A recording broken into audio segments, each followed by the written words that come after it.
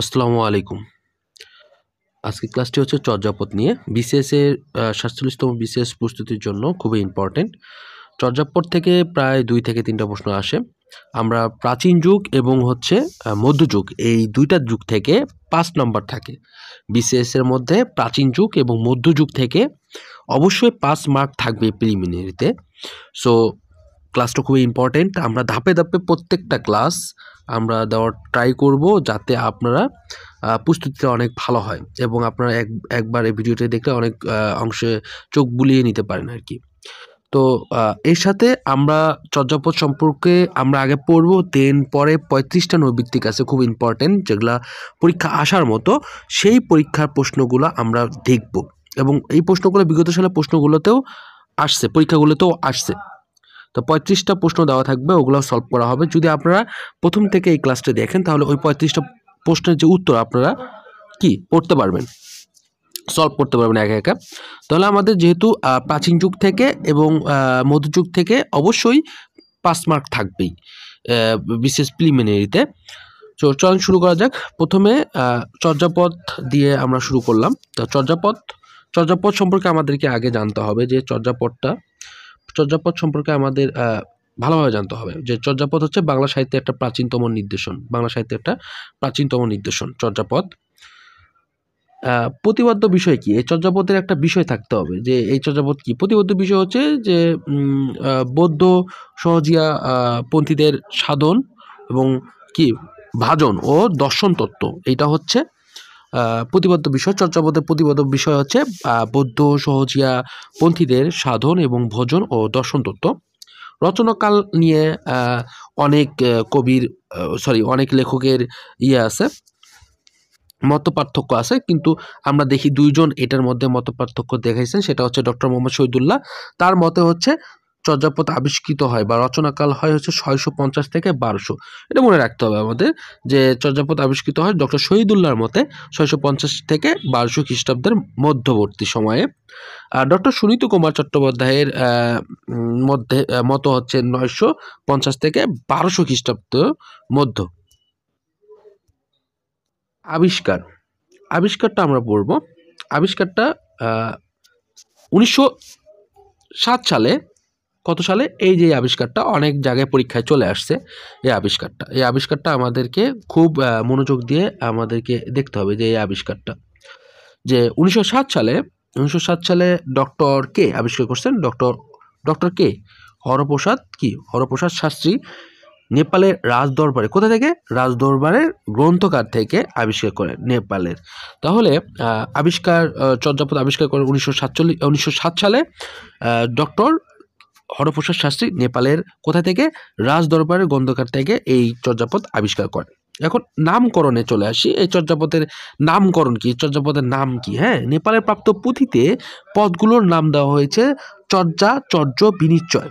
কি পদগুলোর নাম দেওয়া হয়েছে? চর্য, বিনিশ্চয় নামকরণ। এখন প্রকাশকাল আমাদেরকে পড়তে হবে। প্রকাশকাল কবে এটা প্রকাশ করা হয় চর্যাপদটা? ১৯১৬ সালে কলকাতায় বঙ্গীয় সাহিত্য পরিষদ, কলকাতা কোথায়? বঙ্গীয় সাহিত্য পরিষদ থেকে হরপ্রসাদ শাস্ত্রী সম্পাদনায়, কার সম্পাদনায়? হরপ্রসাদ শাস্ত্রীর সম্পাদনায় ১০০০ বছরের পুরাণ বাংলা ভাষা বৌদ্ধ গান ও দোহা নামে কি করে? গ্রন্থকারটা প্রকাশিত করে। তার ১০০০ বছরের পুরাণ কি বাংলা ভাষা বৌদ্ধ গান ও দোহা গান নামে প্রকাশ করা হয় এটা। তারপর গবেষণাগণ, মানে গবেষণাগণ কে কে ছিলেন এইখানে? ১৯২০ সালে প্রথম চর্যাপদ ভাষা নিয়ে আলোচনা করেন হচ্ছে কে? বিজয়চন্দ্র মজুমদার। প্রথম ১৯২০ সালে এই চর্যাপদের ভাষা নিয়ে আলোচনা করেন কে? বিজয়চন্দ্র মজুমদার।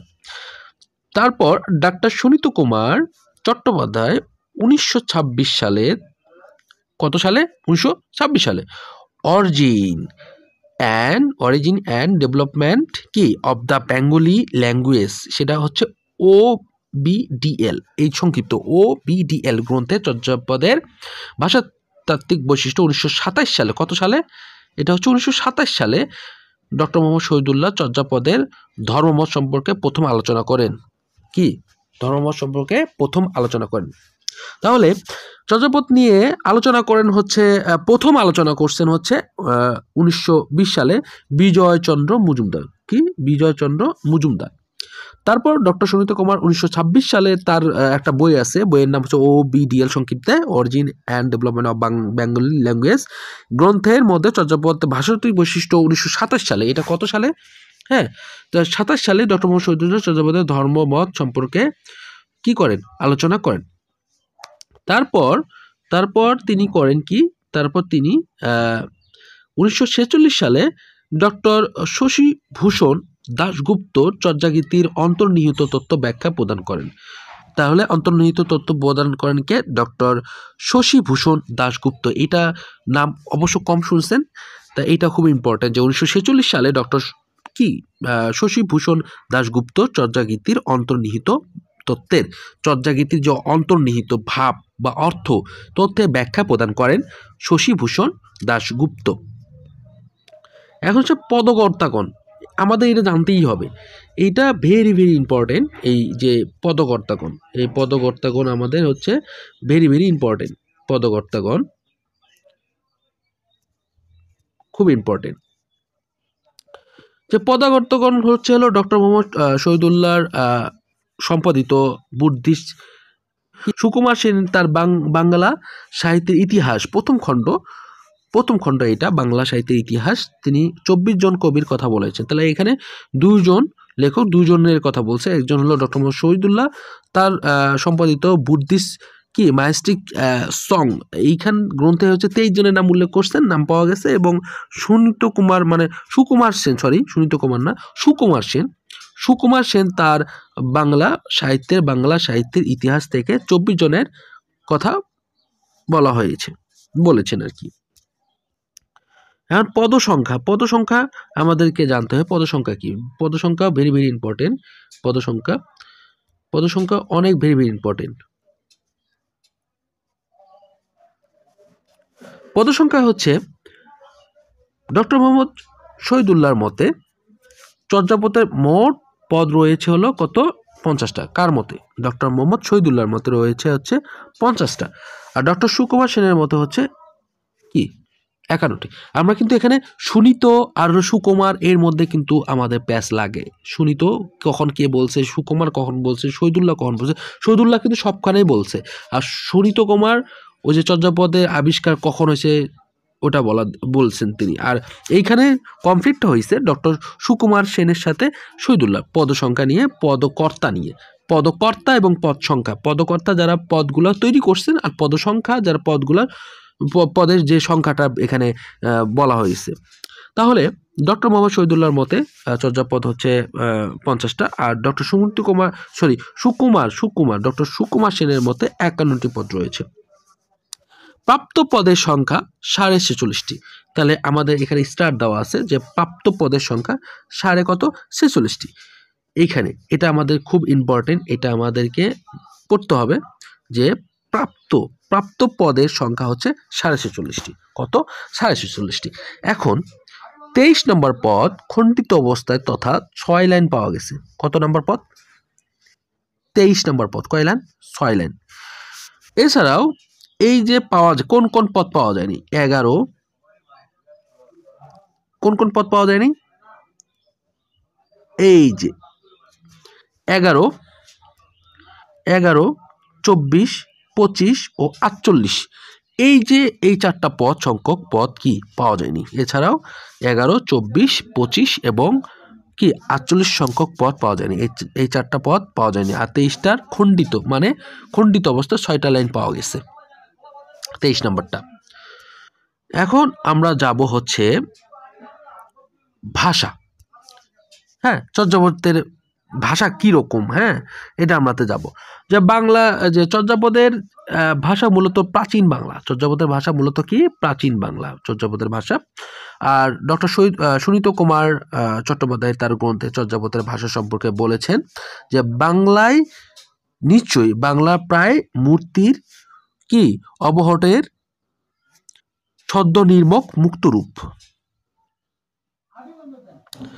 আর ডক্টর শহীদুল্লাহর মতে ডক্টর মোহাম্মদ শহীদুল্লাহর মতে চর্যাপদের ভাষা হচ্ছে বঙ্গ কামরূপী, আর আবিষ্কারক এই চর্যাপদের যে আবিষ্কারক তিনি ভাষাকে কি বলেছেন সেটা হচ্ছে হরপ্রসাদ শাস্ত্রী। তিনি আবিষ্কার করছেন যে চর্যাপদটাকে, তিনি চর্যাপদের ভাষাকে বলেছেন হচ্ছে আলো আধারী ভাষা। কি বলেছেন? আলো আধারী ভাষা। কে বলেছেন? চর্যাপদের যে আবিষ্কারক সেটা হচ্ছে হরপ্রসাদ শাস্ত্রী। তারপর আবার অনেকেই এই ভাষাকে কি বলেছেন? অনেকে এই ভাষাকে বলা হয়েছে সান্ধ্য ভাষা বা সন্ধ্যা ভাষা, সান্ধ্য ভাষা বা সন্ধ্যা ভাষা। তারপরে কেউ একে মৈথালি বা উড়িয়া বা অসমিয়া ভাষা বলেও দাবি করেন। উল্লেখযোগ্যভাবে চর্যাপদের যে উড়িষ্যা, বিহার ও আসাম ও পশ্চিমবঙ্গ ও বাংলাদেশের নিজ নিজ ভাষা সাহিত্যের আদি নিদর্শ হিসেবে বিবেচিত, এটা আমরা জানি। এখন আমরা আসবো হচ্ছে চর্যাপদের হচ্ছে ছন্দ। হ্যাঁ, খুব ইম্পর্টেন্ট এই চর্যাপদের ছন্দ, আমাদের খুব ইম্পর্টেন্ট। এই চর্যাপদটার ছন্দ কীরকম হতে পারে আমরা এটা জানবো। চর্যাপদের ছন্দ সম্পর্কে মতানৈক্য রয়েছে অনেক জায়গায়, যে কারো মতে চর্যাপদের 4 মাত্রার চলাভিত্তিক আর কি 16 মাত্রার পদাকুল কুলক ছন্দ, কারো মতে এটা কি 5 জটিকা ছন্দ, কারো মতে এটা অপ্রভংশ, ঠিক আছে, অবহট কি রচনা, কারো মতে আর কি অপভ্রংশ যে রচনা ব্যবহৃত অনুকরণ। এটা গোপাল হালদারের মতো হচ্ছে চর্যাপদ মাত্রাবৃত্ত ছন্দে রচিত, এতে পায়ারের মতো কি অন্ত অনুপ্রাস বা মিল রয়েছে গোপাল হালদারের মতে আর কি। পদের লাইন বা সংখ্যা কি? এখানে চর্যাপদের পদের লাইন হচ্ছে 10টা, তবে 21 নম্বর পদের লাইন হচ্ছে 8টা। কত নম্বর পদের লাইন? 8টা, 21 নম্বর। খুব চর্যাপদ থেকে খুব ডিপলি প্রশ্ন আসে, তা এই ডিপলি আমাদেরকে চিন্তা করতে হবে। এখন তো আর চর্যাপদে ডিপলি প্রশ্ন করা ছাড়া কোনো উপায় নেই। চর্যাপদ থেকে অনেক প্রশ্ন হয়ে গেছে, তার ভেতর থেকে প্রশ্ন আসবে সেই রকম যে 21 নম্বর পদের লাইন সংখ্যা কত ছিল, এরকম আসতে পারে 8টি। আর 43 নম্বর পদের লাইন সংখ্যা ছিল 12টা। হ্যাঁ, পদের লাইনগুলোর সংখ্যা থাকে 10টা, কিন্তু তবে 21 নম্বর পদ হচ্ছে 8টা, আর 43 নম্বর পদ হচ্ছে 12টা। 21 নম্বর পদের লাইন সংখ্যা এটা 8টা, আর 43 নম্বর পদের লাইন সংখ্যা 12টা। প্রবাদ বাক্য হচ্ছে 6টা, খুব ইম্পর্টেন্ট। চর্যাপদে প্রবাদ বাক্য কয়টা আছে? 6টা। চর্যাপদের প্রবাদ বাক্য 6টা। এবং সহধর ভাষা যাকে বলা হয়, সহধর ভাষা, যে এটা কি অসমিয়া কি উড়িয়া, এটা হচ্ছে সহধর ভাষা। সহধর ভাষা কি? চর্যাপদের সহধর ভাষা হচ্ছে অসমিয়া ও উড়িয়া।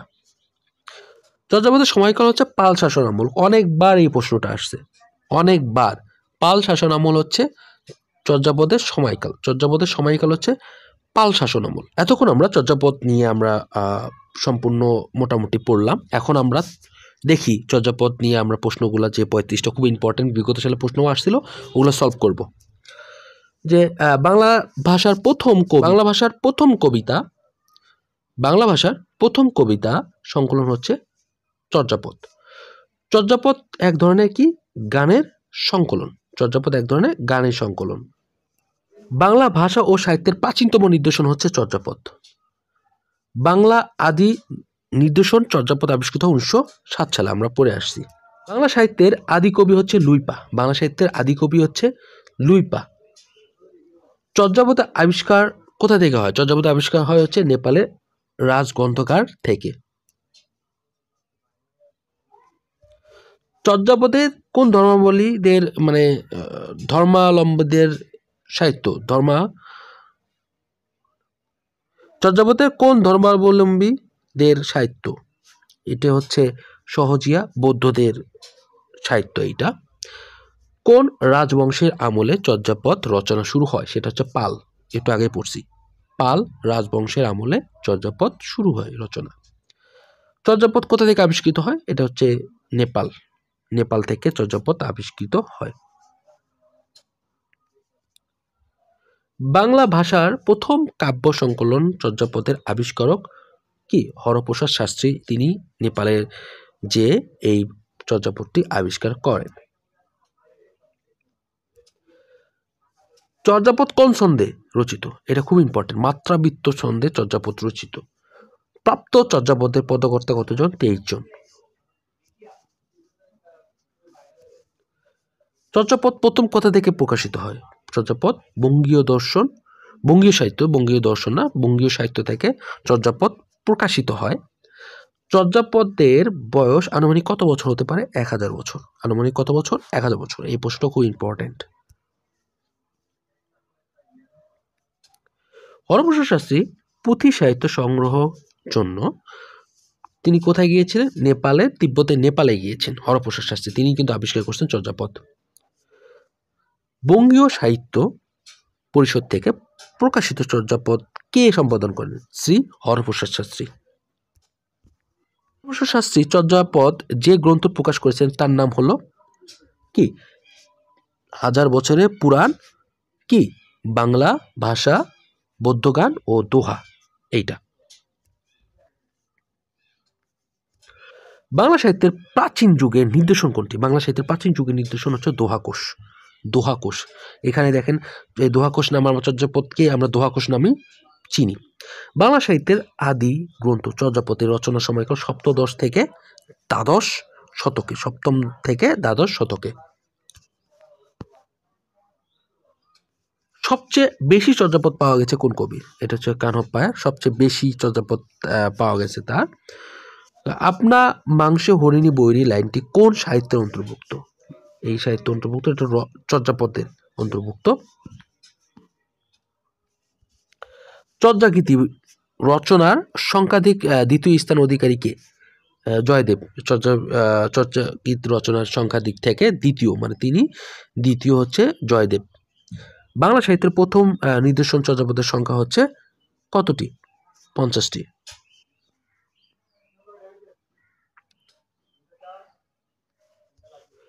সবরপা কে ছিলেন? সবরপা ছিলেন চর্যাকর। কোন কবি নিজেকে বাঙালি বলে পরিচয় দেন? এটা ভুসুকুপা হচ্ছে নিজেকে বাঙালি হিসেবে পরিচয় দেন। কমল মধু পিপিবি ধোকাইন ভোমরা কোন ভাষার নির্দেশন? এটা হলো সান্ধ্য ভাষার নির্দেশন, মানে চর্যাপদের নির্দেশন। চঞ্চল চিয়ে বৈঠাকাল, এটা কোন কবির চর্যাংশ? এটা লুইপাট মানে চর্যাংশ, তিনি লিখেছেন এটা।